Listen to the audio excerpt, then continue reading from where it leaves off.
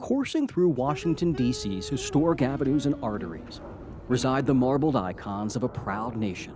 There are so many wonderful monuments. You could almost call this the monumental city. From towering figures who pulled us from the brink to memorials awash in sorrow, the nation's capital teems with tributes. We stand on the shoulders of giants and the people that came before us who served in World War I, World War II, Vietnam, Korea.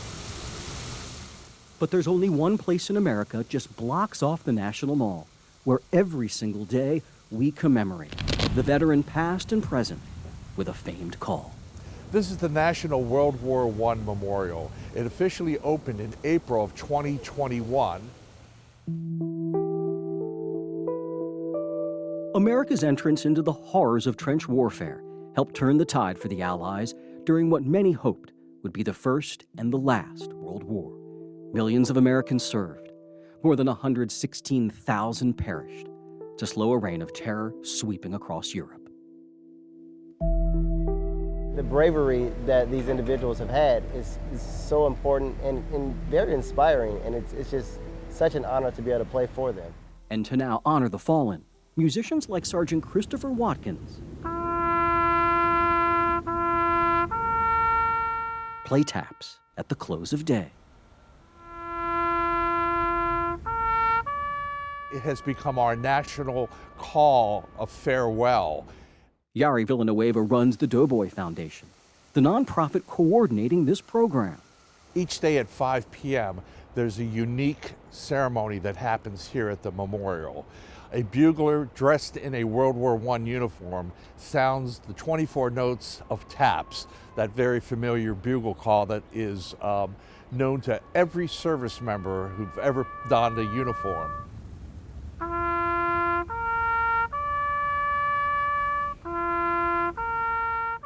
As musicians, many times we play for an audience to receive an applause. But taps is the one time where, in a sense, you're actually applauding the person who has given the ultimate sacrifice. So it's short and sweet, but very honorable.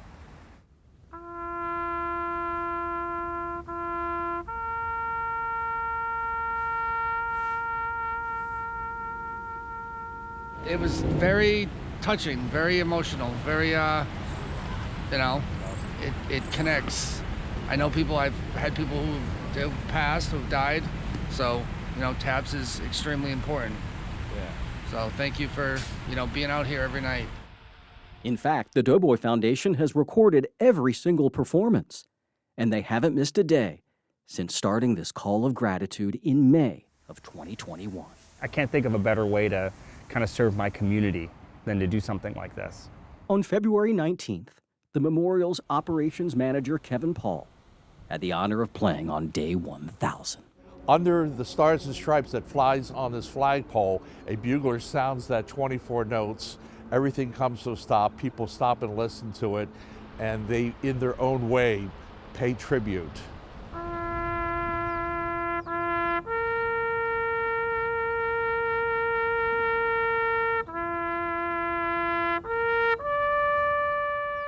I think about my family and all the rights that we have as an American citizen. It's a beautiful thing, and that's what I think about when I play taps.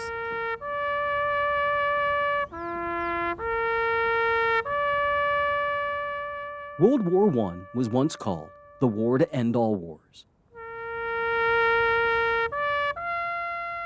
But as long as brave men and women serve and sacrifice to breach walls of tyranny, so too will 24 tender and timeless notes fill the air along 1400 Pennsylvania Avenue.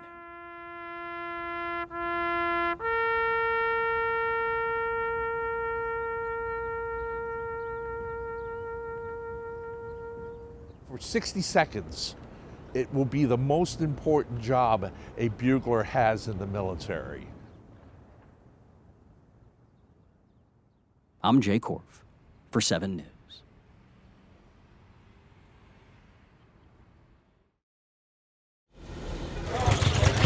What I see out here today, this is so impressive to see. To thrive in this formidable environment, the Sugar Ray Leonard Boxing Center in Palmer Park, Maryland. Grit and grind often outlast talent. Heart is the most important thing in this sport.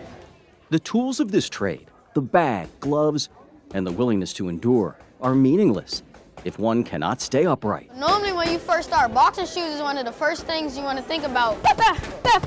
Recent national champion 13-year-old Amir Brown says quality footwear creates the stability and the confidence needed to dance on canvas. I would say on a scale of 1 to 10, these things are pretty important, like a 10 out of 10.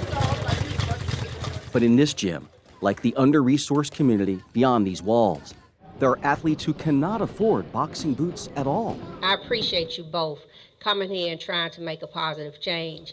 So the nonprofit Heels On, Gloves Off Boxing Foundation collaborated with Prince George's County Police Chief and boxing fan Malik Aziz. That's what we do, bridge the gap between police and community. They raised $1,000 to buy these future champions nice new boxing shoes.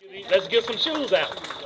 So we have Torrin Walker is coming in next, along with Kamari Davis. Yes, sir. Among the recipients, a soft-spoken 12-year-old who says his persona transforms when entering this training facility. It made me feel like a champ. Trevor Clark says he started boxing only a few months ago, and all he had, sneakers and these hand-me-down wrestling shoes. That's one thing I like about this sport, because they give back to the community and stuff. It made me feel good, made my mother probably proud of me and stuff. She probably know that I'm gonna be okay. Despite what anyone ever tells you, Trevor, if you keep coming here to strengthen your body and to hone your mind, you'll be better than okay. You gotta learn every day. It won't just come to you. You just gotta keep trying and practicing, and then when you get the hang of it, you're gonna be good. I'm Jay Corf for 7 News.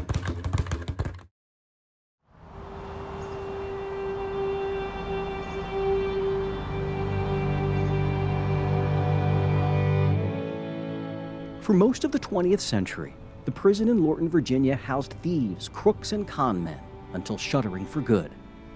That's when artists transformed more than a dozen buildings, once home to isolation and regret, into vibrant palettes of possibility. The Workhouse Arts Center is located in an old historic prison facility. We have a community of about 60 studio artists. Today we are in Building 10, which is one of our many studio artist buildings. And so if you walk down the hallway, you can see a number of artists actively working on their variety of mediums. For longtime painters like Wendy Anderson, design involves so much more than just brushwork. I find art very healing. I think it's one of the last kind of magical things we have in the world. The act of bringing life to a blank canvas, then putting what you made on display, takes a measure of bravery most do not possess. I think the thing that impresses me the most about her is her perseverance. Anderson is talking about the person one studio down who she mentors. It's been amazing. I'm working with artists that have been in the industry for 40 years. Mia Clavon always knew her path to peacefulness involved the creative process. I am currently starting to add highlights. Often finding purpose and comfort in the serenity of the sea. This is everybody's happy place. But Clavon, after graduating from art school, put her calling on hold to serve her country. I was a paratrooper, jumped out of airplanes. I was in the 82nd. I have some pretty fantastic experiences under my belt, in addition to meeting some of the greatest people I've ever met in my life. But there's the bad side, and I struggle with every day. I'm not fully ready to talk about it yet. What had happened. My art's grown a lot since I've been out of the military and since I've been in therapy for my PTSD. I become insanely more forgiving. I used to be rigid in my line work. Now, if I make a mistake, I'm not worried about it. Clavon says her mental health has improved dramatically since qualifying for the Artist in Residency program through the Workhouse Arts in the Military initiative. I'm working on lots of turquoises. For 2 years, Mia will not have to pay for studio space while surrounded by gifted artists who find meaning in shepherding Clavon through her healing journey. The ones that are my favorite are when they go from I can't or I don't think I can into, oh, I can't believe I did this.